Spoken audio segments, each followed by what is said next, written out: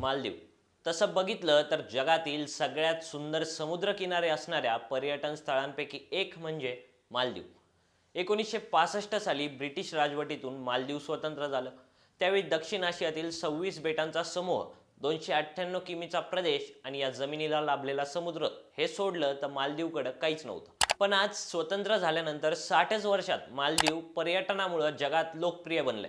मालदीवला या स्थानावर पोहोचवण्यात आणि मालदीवची अर्थव्यवस्था उभी करण्यात भारताचा आणि भारतीय पर्यटकांचा मोठा हात आहे.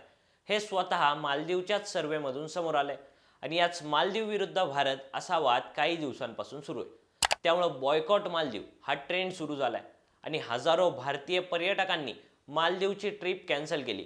हे असं का घडलं हे समजून सांगणारा हा व्हिडिओ. नमस्कार, मी प्रणव ढमाले. तुम्ही पाहताय फॉर द पीपल न्यूज. सुरुवातीला पाहूयात हे प्रकरण नेमकं कसं सुरू झालं. काही दिवसांपूर्वी भारताचे पंतप्रधान नरेंद्र मोदी यांनी लक्षद्वीपचा दौरा केला.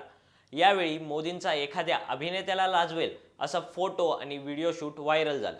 4 जानेवारीला नरेंद्र मोदी हे लक्षद्वीप दौऱ्यावर होते. यावेळी नरेंद्र मोदींनी बीचवर बसल्याचे, स्कुबा डायव्हिंग केल्याचे आणि विशेष म्हणजे बीचवर बाजूनं फेरफटका मारल्याचे फोटो सोशल मीडियावर पोस्ट केले. या फोटोशूट नंतर अनेकांनी लक्षद्वीप बेटांचं कौतुक करायला सुरुवात केली आणि अचानक लक्षद्वीप आणि मालदीवच्या बेटांची आणि पर्यटनाची तुलना होऊ लागली.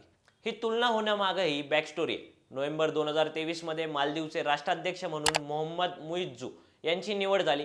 यावेळी मुइझ्झू यांनी प्रचारात इंडिया आउट असा नारा दिला होता. त्यावेळी त्यांचा रोख भारतीय लष्करानं मालदीवमधून बाहेर जावं असा होता. याच घोषणेमुळे मुइझ्झू मालदीवचे राष्ट्राध्यक्ष झाले. त्यानंतर मालदीवच्या अनेक नेत्यांनी भारत विरोधी प्रतिक्रिया दिल्या.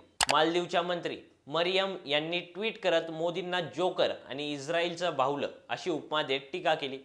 त्यांच्यावर हे ट्विट बॅकफायर झाल्यावर मरियम यांनी हे ट्विट डिलीट केलं. पण पुन्हा एकदा मालदीवला भारतीय लष्कराची गरज नाही असं आक्षेपार्ह विधान केलं. मरियम यांच्यासोबतच मालदीवचे मंत्री अब्दुल्ला महजूम आणि मालशाद शरीफ यांनी मोदी आणि भारतातील पर्यटनावर टीका करणारे ट्विट केले. यानंतर भारतातील नागरिकांनी, अभिनेत्यांनी, खेळाडूंनी ते अगदी विरोधात असलेल्या नेत्यांनी मालदीवच्या मंत्र्यांना चोख प्रत्युत्तर दिलं. अगदी उदाहरण सांगायचं तर महाराष्ट्रात मोदी सरकारच्या विरोधात असणाऱ्या ठाकरे गटाचे खासदार संजय राऊत यांनीही नरेंद्र मोदी हे या महान भारताचे पंतप्रधान आहेत, आमचे आणि त्यांचे राजकीय मतभेद आहेत, तरीही मोदींवर कोणीही आक्षेपार्ह भाषेत टीका करत असेल तर आम्ही त्याचा निषेध करतो अशी थेट प्रतिक्रिया दिली. आणि सोशल मीडियावर ट्रेंडिंगला आला बॉयकॉट मालदीव हा हॅशटॅग. या सगळ्या राड्यामुळेच हजारो भारतीय पर्यटकांनी आपली मालदीव ट्रिप कॅन्सल केल्याचे स्क्रीनशॉट शेअर केले. विशेष म्हणजे काही विमान कंपन्यांनी मालदीवला जाणारी उड्डाणं रद्द केल्याच्या बातम्याही समोर आल्या. इतकंच काय तर Maldives association of tourism industry अर्थात माटीनंही मालदीव सरकारला घरचा आहेर देत, भारत हा आपला सर्वात जवळचा शेजारी आणि मित्र देश आहे. आपल्या संपूर्ण इतिहासात भारताने नेहमीच विविध संकटांना प्रथम प्रतिसाद दिलाय आणि सरकारने तसेच भारतातील लोकांनी आपल्याशी जपलेल्या घनिष्ठ संबंधांबद्दल आम्ही अत्यंत आभारी आहोत अशी प्रतिक्रिया दिली.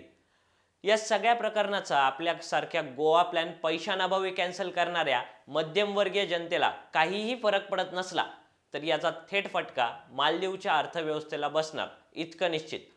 मालदीव आणि भारत यांच्यात सुरू असलेल्या या वादावर तुमचं मत खाली दिलेल्या कमेंट बॉक्समध्ये लिहा.